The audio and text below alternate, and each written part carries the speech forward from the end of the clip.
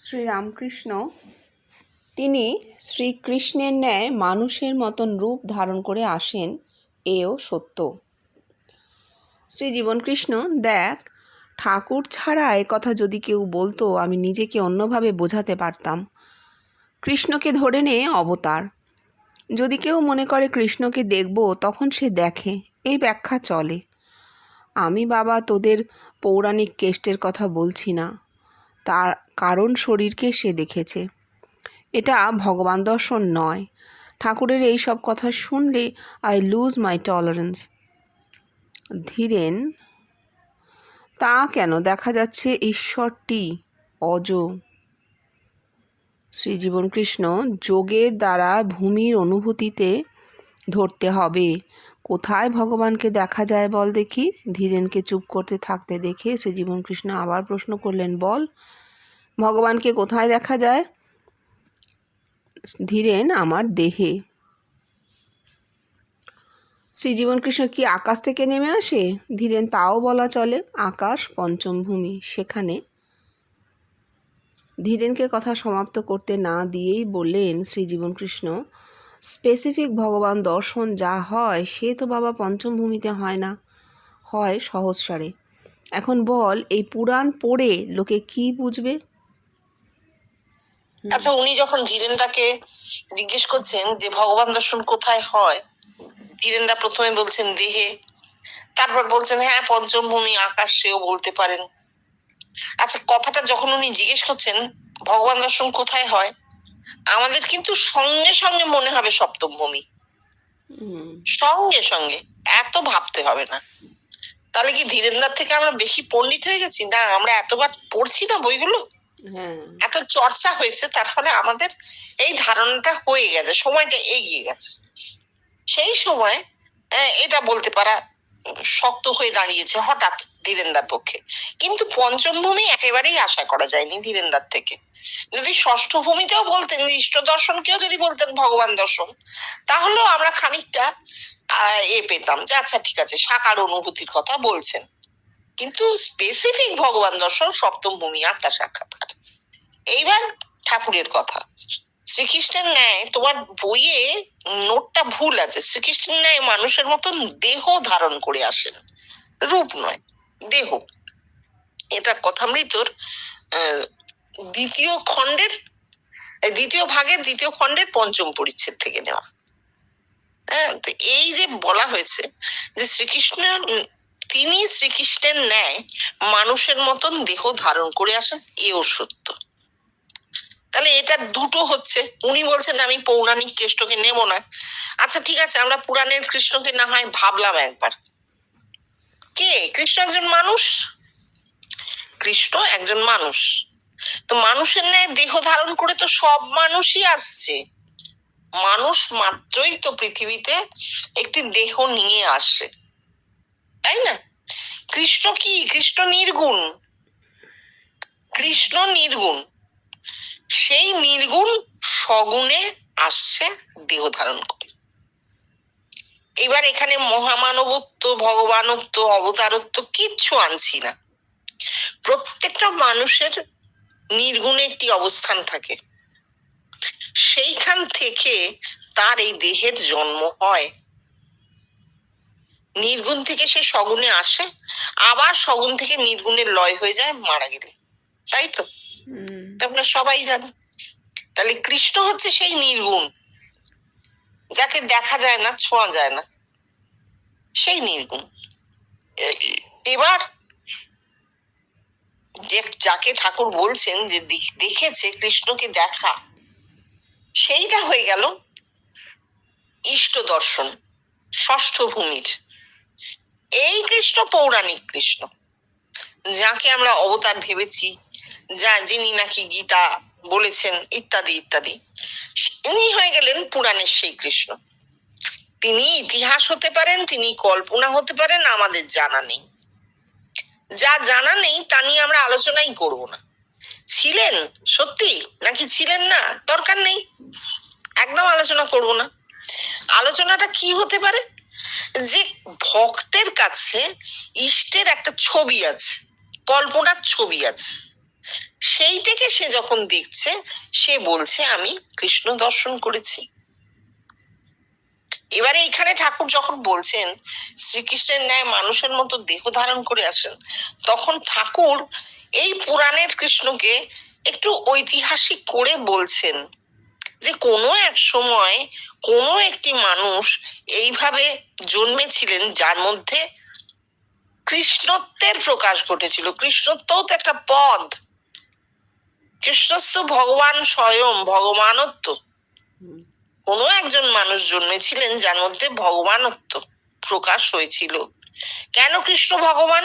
কৃষ্ণের মধ্যে বিশ্বরূপ প্রকাশ পেয়েছিল। যিনি জগৎকে ধারণ করে আছেন তিনিই ভগবান। তাহলে একজন মানুষ এসেছিল যার আত্মিকে এই অবস্থাটি হয়েছিল। ঠাকুর একদম পরিষ্কার বিজ্ঞান ধরে বলছেন কিন্তু, যে এই অবস্থাটা না হলে তো এই কৃষ্ণের নামটা এখন কেউ করতো না। হ্যাঁ, এই অবতরণ, কৃষ্ণের মধ্যে অবতরণ। কেন তাকে অবতার বলা হচ্ছে? যে জগৎকে ধারণ করেছেন এবং জগতের মানুষের মধ্যে তার রূপ ফুটে উঠেছে। দুজন একজন, বেশি দেখেনি কিন্তু, বিশ্বরূপ দর্শন সবার হয়নি। ঠিক আছে, এইবার উনি বলছেন আমি ধৈর্য হারিয়ে ফেলছি। কেন? আরে এতদিন পরে ঠাকুর কেন পুরাণের সেই কবেকার ইতিহাস হোক, পুরাণ হোক, সেই কৃষ্ণকে নিয়ে আত্মিক কথা বলছেন, কেন ঠাকুর নতুন কিছু দিচ্ছেন না? এইটা বুঝতে হবে। টলারেন্স মানে ঠাকুর ভুল বলছেন তা নয়, ধরতে হবে যে উনি ঠাকুরের কাছ থেকে আরো নতুন কিছু চাইছেন। তুমি দেখো, এগুলো আমাদের সববার আছে, আমরাও ভাবি আরো নতুন কি হলো, এরপর কি হলো, আমরা তো এত দূর চলে এসেছি, তারপর কি হবে, ভাবি না? ঠিক সেই রকম ওর মধ্যে আরো ছিল বেশি জিনিসটা, যে আমি আরো আমরা কি পাবো, আরো আমরা ঠাকুরের কাছ থেকে কি পাবো, সেইটা উনি দেখছেন যে ঠাকুর এইখানে এসে খালি থেমে যাচ্ছেন। এই ষষ্ঠ ভূমিতে এসে থেমে যাচ্ছেন না, সপ্তম ভূমির কথা বললেই বলছেন ও সকলের হয় না, তাই জন্য ওনার একটা অসুবিধে হচ্ছে।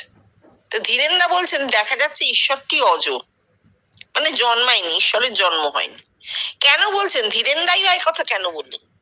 ধীরেনদার আত্মা সাক্ষাৎকার হয়নি, ভগবান দর্শন হয়নি, না হলে কি করে বলবেন যে হয়েছে? হয়নি, অজ মানে জন্মায়নি। শুধু জন্মায়নি না, জন্মায় না। হ্যাঁ, জীবন কৃষ্ণ বলছেন, এইবার ভাঙছেন, কোথায় ভগবানকে দেখা যায় বল। অজ তো বলে দিলি জন্মায় না, কেন বলবি জন্মায় না? ভগবান তো জন্মান। ঠিক যেমন ছেলে জন্মায় বাইরে, ভেতরে আত্মা জন্ম নেয়। আমি তো জানি, আমি তো দেখেছি, উনি বলছেন সেই কথাটা। ধীরেনদাকে দিয়ে বলাবেন, কিন্তু ধীরেনদা ঠেক খেতে খেতে খেতে খেতে 3বারের বার সহস্রারে গিয়ে পৌঁছলেন। প্রথমে দেহে, তারপর পঞ্চম ভূমিতে, শেষে গিয়ে সহস্রারে পৌঁছলেন। হ্যাঁ, তা ভগবানকে দেখা যায়, প্রমাণ হলো। এবং এইটা উনি দেখেছেন, আমরা দেখিনি। আমরা বলবো আমরা নেবো কেন, আমরা তো দেখিনি। না, আমরা ভগবানকে দেখিনি, আমাদের আত্মার সাক্ষাৎকার হয়নি, আমরা ওকে দেখেছি। যিনি ভগবানকে দেখেছেন, যার আত্মার সাক্ষাৎকার হয়েছে, সেই পুরুষকে যদি আমি ভেতরে দেখি, তাহলে আমারও প্রতীকে আত্মার সাক্ষাৎকার হলো। পড়ো। ধীরেনকে কথা সমাপ্ত করতে না দিয়েই বললেন শ্রী জীবন কৃষ্ণ, স্পেসিফিক ভগবান দর্শন যা হয় সে তো বাবা পঞ্চম ভূমিতে হয় না, হয় সহস্রারে। এখন বল, এই পুরাণ পড়ে লোকে কি বুঝবে? ওইটা তো পড়লাম, কথামৃত পাঠ চলতে লাগলো। শ্রীরামকৃষ্ণ আবার নানা রূপ ধরে ভক্তকে দেখা দেন, এও সত্য। শ্রীজীবন কৃষ্ণ, দেখলি ধীরেন, এইখানে ঠাকুর ধরা পড়ে গেছেন, এই কারণ শরীরের কথা বলছেন। আবার কি বলছেন দেখ, ইষ্ট ভগবান দর্শন এক করেছেন, ইষ্ট আর ভগবান দর্শন এক করছেন। শ্রীরামকৃষ্ণ এটা এই যে ঠাকুর বলছেন আবার নানা রূপ ধরে ভক্তকে দেখা দেন, এও সত্য। বললাম না, ঠাকুর ষষ্ঠ ভূমি পর্যন্তই দান করে গেছেন। তার তো বেষ্টির সাধন দেহের সাধন। দেহের সাধনের চরম অবস্থা কিন্তু ষষ্ঠ ভূমিতে ইষ্ট দর্শন, কারণ সপ্তম ভূমিতে মন গেলে লয় হয়ে যায়। ঠাকুর বারবার বলছেন আত্মা সাক্ষাৎকার কিন্তু ভক্ত তৈরি করবে না।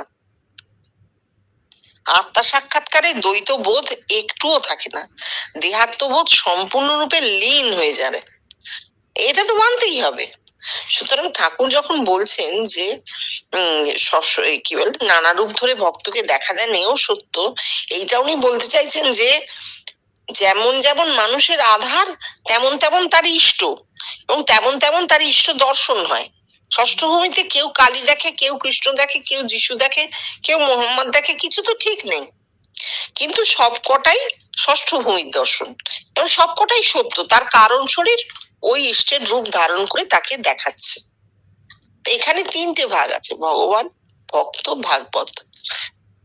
ভক্তকে যার শরীরে ইষ্টের রূপটি ফুটে উঠছে, ভগবানের রূপ, ইষ্টের রূপ ফুটে উঠছে, সেইটা দেখে ভাগবত কি এই লীলা কাহিনী, এই ভগবানের মানে ইষ্টের ফুটে ওঠার যে লীলা কাহিনী। তোমার কুণ্ডল কেন দুলছে না? কুণ্ডল দোলাচ্ছে, কেউ দেখছেন সে তিনি খাইয়ে দিচ্ছেন ঠাকুর ইষ্টকে। এরকম নানা রকম অদ্ভুত মধুর লীলা কাহিনী আছে। এই ভাগবত পুরোটাই কিন্তু ওই ষষ্ঠভূমির ইষ্টর লীলা কাহিনীতেই ভরা।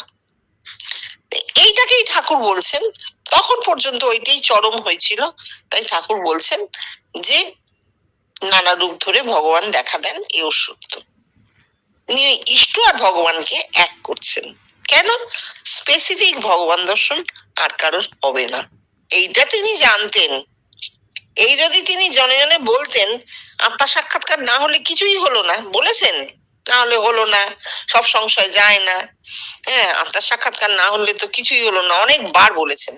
কিন্তু ভগবান একটা পজিটিভ কিছু তো দেবেন মানুষকে, সেই সময় হবে না এই জিনিসটা, তিনি সেটা বুঝেছেন। ভবিষ্যৎ দ্রষ্টা, ত্রিকালজ্ঞ পুরুষ, তিনি জানেন এর বেশি হবে না, তাই জন্য দিতে তো হবে পজিটিভ। এই পজিটিভটা হচ্ছে ইষ্ট দর্শন, এইটা দিলেন। কিন্তু আবার তার সঙ্গে এও অনেকবার বলেছেন যে সাধন করে ইষ্ট দর্শন করতে যেও না, কিচ্ছু করতে হবে না, আপনা থেকে হবে, যা হবার আপনা থেকে হবে। এই কথাটাই আমার আজকাল মনে হয় যে একটা বড় কথা এরা বোঝাবার চেষ্টা করেছেন, অনেক মহাপুরুষই বলেছেন, আমরা শুনি না। সেটা হচ্ছে এই যে চেষ্টার দ্বারা অবিরাম সাধনা, জপ তপ, একেবারে এতে না খুব অহংকারটাই বাড়ে, কিন্তু ঈশ্বরের দর্শন হয় কিনা জানি না, বা ঈশ্বরীয় অনুভূতি হয় কিনা জানি না, উল্টে এই অহংকার একটা অবস্ট্রাকশন হয়ে দাঁড়ায়, যেটা খুব সহজে হতো, স্বভাব সিদ্ধ বস্তু। উনি দেখেছিলেন এটি স্বভাব সিদ্ধ বস্তু, এটা খুব স্বাভাবিক ভাবেই হওয়া উচিত হয়, সেইটার ওপরে আমরা একটা পাথর চাপা দিয়ে দিই, অহংকার পাথরের মতন হয়ে যায়। সেই সিসিফাস পাথর বারবার তুলছে আর গড়িয়ে পড়ছে না, কিছুতেই সে আগুনের কাছে পৌঁছতে পারছে না, মানে আগুন এনেছিল বলেই তাকে এটা করা হয়েছিল। আমাদের অবস্থা খানিকটা সিসিফাসের মতো, খালি ওই অহংকারের পাথর আমরা ঘাড়ে করে নিয়ে উঠছি, পৌঁছতে তো পারবো না, আবার গড়িয়ে পড়ছে পাথর, আবার তুলছি। সাধনা অনেকটা সেই জিনিস। এটা ঠাকুর কিন্তু তার বিভিন্ন কথায় বহুবার এই সাধনা ব্যাপারটা কেটে দিয়ে গেছে। তুমি তোমার আনন্দের জন্য ডাকতেই পারো, তুমি আনন্দ পাচ্ছ, ভজন আনন্দ, ব্রহ্মানন্দ, ঠিক আছে, খুব ভালো, কিন্তু সামনে উদ্দেশ্য রেখে করো না। সকাম সাধনা সাধনা নয়, ঈশ্বরকে দেখবো এও কামনা, আমার ইষ্টকে দেখবো এও কামনা, কামনা নয় বললে তো হবে না। সেই তাকে উদ্দেশ্য করে, তাকে সামনে রেখে যদি কেউ সাধনা করে, তাহলে সেটা কিন্তু একটা অহংকারের বিরাট ফুলে ফেপে বিরাট হয়ে দাঁড়ায়, সে অহংকারকে নড়ানো যায় না। এটাও তো ঠাকুর বলে গেছেন যা হবে স্বাভাবিক ভাবে হবে। হ্যাঁ, পড়ো। শ্রীরামকৃষ্ণ, ঈশ্বর সাকার আবার নিরাকার, আবার সাকার নিরাকারেরও পার। শ্রীজীবন কৃষ্ণ, ঈশ্বর সাকার বলছেন সেটা হচ্ছে মূর্তি, আর নিরাকার হলো জ্যোতি। আর তোরা প্রত্যেকে বলছিস আমরা ঈশ্বর, কেন? আমার সঙ্গে মিলিয়ে নিচ্ছিস। সাকার নিরাকার নিজের মধ্যেই রয়েছে, তারপর জগৎ রয়েছে। ওরা বলছে সাকার, নিরাকার, তারপর শূন্যম, পিওরলি ইমাজিনেশন। ধীরেন, ইমাজিনেশন কি করে বলবো? শ্রীজীবন কৃষ্ণ, না বলিস। এরপর স্থিত সমাধি, কিন্তু স্থিত সমাধিতে মানুষ ফেরে না। আর এও একটা কথার কথা মাত্র, হয়ও নি কারোর স্থিত সমাধিতে দেহ যাওয়া। বল, কার স্থিত সমাধিতে দেহ গেছে? ধীরেন, হয়েছে, কিন্তু আমরা জানি না। শ্রীজীবন কৃষ্ণ, পাওয়ার ইম্পর্টেন্ট ইজ নো পাওয়ার। সত্য আপন তেজে আপনি প্রতিষ্ঠিত হয়। বেদ তো তাই বলছে, সে মহিন্মী। খুবই সুন্দর। ঈশ্বর সাকার আবার নিরাকার, আবার সাকার নিরাকারের পার। ঠাকুর বলছেন, জীবনকৃষ্ণ বলছেন ঈশ্বর সাকার, সেটা মূর্তি। এই মূর্তিটা কি বাইরে? আচ্ছা ঠিক আছে, আমরা যদি বাইরেও ভাবি, আমাদের এখন চেতনাকে অন্য স্তরে নিয়ে যাওয়া হয়েছে প্রকৃতির বিবর্তনে। আমাদের প্রত্যেকটা মানুষের চেতনা এখন অন্য স্তরে। আমরা যাকে দেখছি, যে মানুষটা নড়ছে চড়ছে, তাকেই আমরা ঈশ্বর মনে করব। সেই অবস্থায় আমরা পৌঁছে গেছি। জানি ঈশ্বর ছাড়া কিছু নেই, সেটা আলাদা। এবার এইখানে ঠাকুর কি বলতে চেয়েছেন, যেটা জীবনকৃষ্ণ বলছেন ঈশ্বর সাকার, সেটা মূর্তি। মূর্তি আমরা কোথায় দেখতে পাই? মানে মানুষ কোথায় দেখে? ষষ্ঠ ভূমিতেই দেখে। সেই ঈশ্বর দর্শন, সেই নানাবিধ দেবদেবীর মূর্তি দর্শন, এই সাকার। অবশ্যই সাকার। কেন? নিরাকারটা কোথায়? জ্যোতি। সপ্তম ভূমিতে জ্যোতি, একদম শুদ্ধ অবস্থা। মানে একটা মানুষের পূর্ণ শুদ্ধ অবস্থাটা শুধুই জ্যোতি। এইটাকে খালি ভাবো। একটা মানুষের যে অবস্থাটা আমরা দেখি বাইরে, ধরো আমি নিজের দিকেও যদি তাকাই বা অন্য কারোর দিকে যদি তাকাই, আমি তার একটা অবয়ব দেখবো, একটা দেহ দেখবো, যেটা কিনা ইন্দ্রিয় গ্রাহ্য, যাকে দেখতে ছুঁতে পারা যায়, আমার ইন্দ্রিয় যাকে গ্রহণ করতে পারে, এরকম একটা অবয়ব আমি দেখবো। কিন্তু এই মানুষটা আসলে জ্যোতি, তার শুদ্ধ পূর্ণ অবস্থাটা হচ্ছে জ্যোতি মাত্র। এইটা যদি কেউ তাকিয়ে দেখে, একটা মানুষ শুধু জ্যোতি দেখতে পায়, তাহলে বুঝতে পারছো কিরকম হয় জিনিসটা, কি অদ্ভুত। এইবার নিরাকার বলতে সেই জ্যোতি। মূর্তি কিন্তু ওই জ্যোতি থেকে নেমে এসে সপ্তম ভূমি থেকে ষষ্ঠ ভূমি পর্যন্ত নামছে, ওই জ্যোতি নামছে, নেমে মূর্তির আকার হচ্ছে। কেন? কারণ প্রাণ সপ্তম ভূমিতে উঠছে না, প্রাণ ষষ্ঠ ভূমি অব্দি উঠে আর যাচ্ছে না। তাহলে নামছে কি? জ্যোতি। এই চৈতন্য নামছে, নেমে মূর্তি ধারণ করছে ষষ্ঠ ভূমিতে, নানাবিধ দেবদেবীর রূপ, যাকে উনি বলেছেন যে কারণ শরীর। কারণ শরীরই রূপ ধারণ করে। কারণ শরীর কি?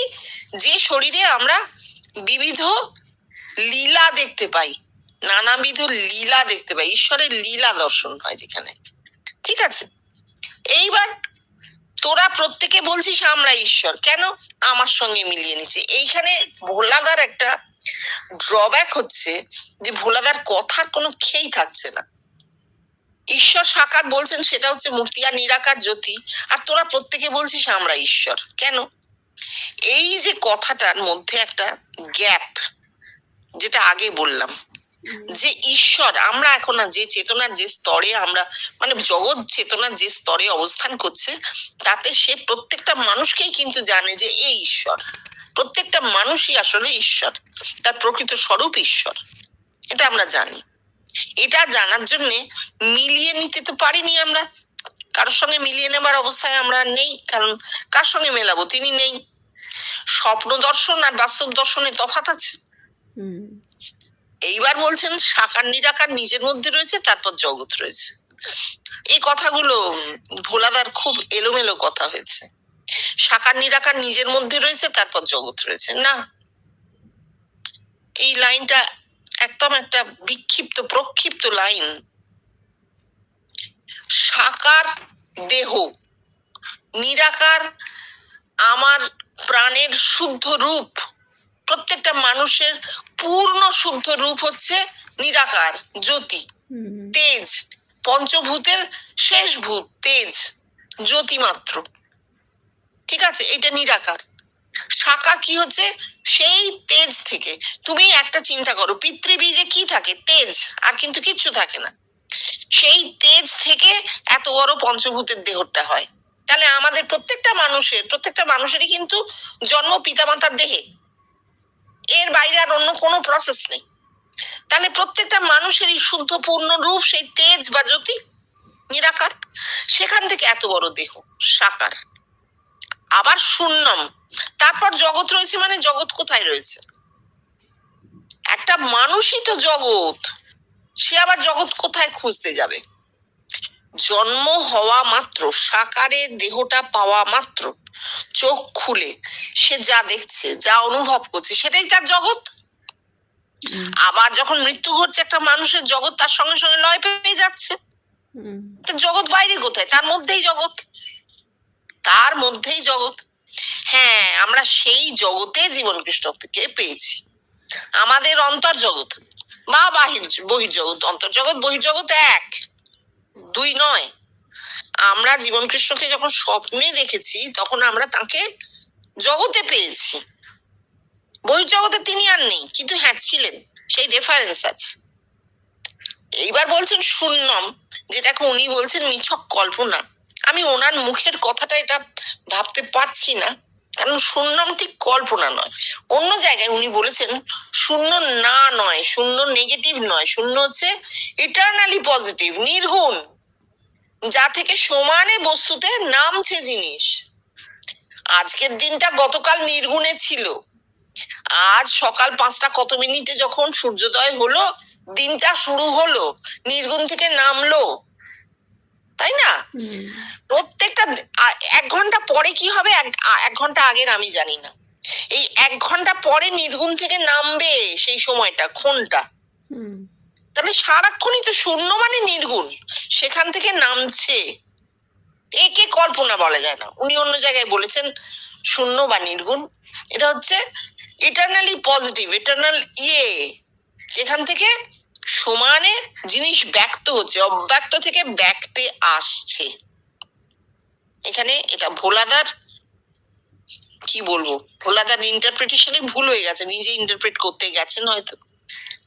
তাই জন্য ধীরেনদা বলছেন ইমাজিনেশন কি করে বলবো। এখানে আবার স্থিত সমাধি কোত্থেকে এলো? ভোলাদা ঠিকই বলেছেন, ইমাজিনেশন তো নয়, কারণ ভোলাদার তো মনে আছে উনি অন্য সময় বলেছেন শূন্য থেকে বা নির্গুণ থেকে নামে ঘটনা, সাকারে, সগুণে। আবার জীবন কৃষ্ণ বলছেন না বলিস, এরপর স্থিত সমাধি। হ্যাঁ, স্থিত সমাধির কোনো প্রমাণ কেউ দিতে পারেনি। একটাই প্রমাণ, কেউ একজন সমাধিস্থ হয়েছেন। সমাধিস্থ হলে তো বোঝা যায়, জীবন কৃষ্ণের কাছেও যারা গেছেন তারা তো তার দেহে সমাধির চিহ্ন দেখেছেন, তখন তো তারা তো নোট করেছেন উনি সমাধিস্থ হলেন, উনি সমাধি থেকে নামলেন। ঠাকুরের ঘরেও এটা হয়েছে। তাহলে সেগুলোকে যদি আমরা গ্রহণ করি, তাহলে একটা মানুষ সমাধিতে যাচ্ছে, এটা তো গ্রহণ করেছি, এবং তার সমাধি আর ভাঙলো না, সেটাও তাহলে গ্রহণ করতে হবে।